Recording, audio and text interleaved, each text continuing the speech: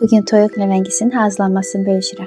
Əvvəlcə toyuğu yaxşı yuyub aş düzənə qoyub suyunun qurumağını gözləyirik və sonra üzərinə zövqə görə kim hansı ədavatdan istəsə vura bilər. Mən duz, sarı kök, qırmızı pul biber və qara istiotdan istifadə etdim. Duz istiotu yaxşı toyuğa yedirdikdən sonra üzərinə göyəm turşusu çəkdim.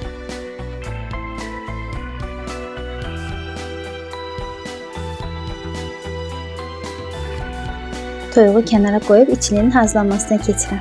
İçliyi hazırlamaq üçün ət çəkəndən əvvəlcə gavalı qozusunu keçirdirəm. Sonra üzərindən soğanı keçirdib suyunu kənarda sıxıb üzərinə əlavə edirəm.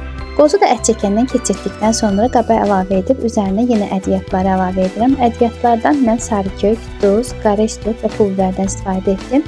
Eyni qaydada bir xörək qaşığı da göyəm turşusundan töküb yaxşı əlimlə yoğururam. Hazırladığım ləvəngini dərinin altına, içliyinə bol şəkildə doldururam və listə qoyub üzərinə bir qədər duru yağ gəzdirirəm.